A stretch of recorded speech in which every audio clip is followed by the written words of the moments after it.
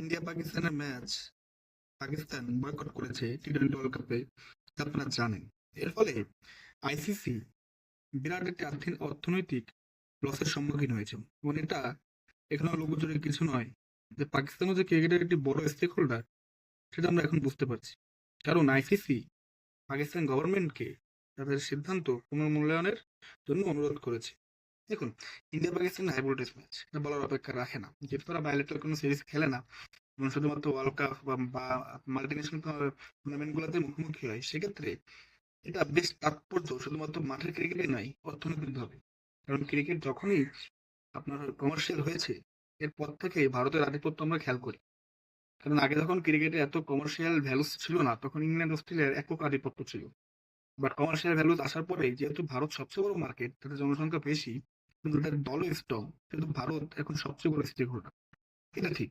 তবে ভারত সবচেয়ে বড় স্টেক হোল্ডার হলে কি হবে, তার তো একটি ম্যাচ খেলতে হবে অন্য দলের সাথে, তাহলে না আপনার রেভিনিউ আসবে, ব্রডকাস্টিং থেকে টাকা আসবে, ব্রডকাস্টার টাকা দিবে, স্পন্সরশিপ আসবে, তারা আপনার বৈধ বেড কোম্পানি তারা টাকা দিবে, বা বিভিন্ন যে লজিস্টিক বা হোটেল অ্যাকোমোডেশন এসব থেকে প্রফিট আসবে, ট্যুরিজম বাড়বে। সবকিছুর জন্য তো প্রতিপক্ষ দরকার। মানে এই প্রতিপক্ষ পাকিস্তানের চেয়ে ভালো আর কেউ নাই ভারতের জন্য। এখন পাকিস্তানের জন্য এটা ঠিক যে ভারতের চেয়ে ভালো প্রতিপক্ষ নাই ক্রিকেট মাঠে লড়াই করার জন্য এবং ফাইন্যান্সিয়ালি লাভবানের জন্য। ইন্ডিয়া পাকিস্তান মানেই দ্বৈরথ। এবং যেহেতু বারবার এই দুটি দেশ যুদ্ধে জড়িয়েছে এবং কথা লড়াই থাকে, যেহেতু আমরা সাউথ এশিয়ান, সেহেতু এই ম্যাচটি পুরো ওয়ার্ল্ডের কাছেই বেশ উপভোগ্য হয়।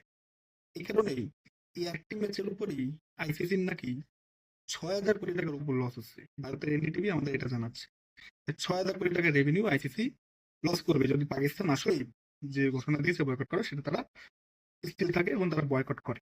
6,000 কোটি টাকা, এটা কিন্তু আপনার ফানি কিছু না, it's a big amount.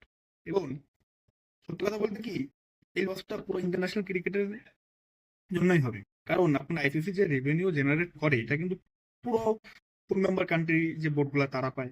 Even 105টা দেশ ক্রিকেট খেলে, তারা সবাই কিছু না কিছু পেয়ে থাকে।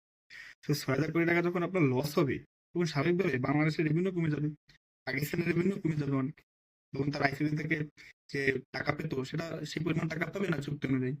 এর ফলে উল্টো হতে পারে যে বাংলাদেশ যেহেতু বয়কট করেছে, বাংলাদেশকে একটা ফাইন করতে পারে, এবং পাকিস্তান যেহেতু বিনা কারণেই করতেছে, মূলত পাকিস্তানের তো এখানে কোনো কারণ নেই, বাংলাদেশের তো নিরাপত্তা ইস্যু ছিল, সেক্ষেত্রে আইসিসি আপনার পাকিস্তানকে জরিমানা করতে পারে।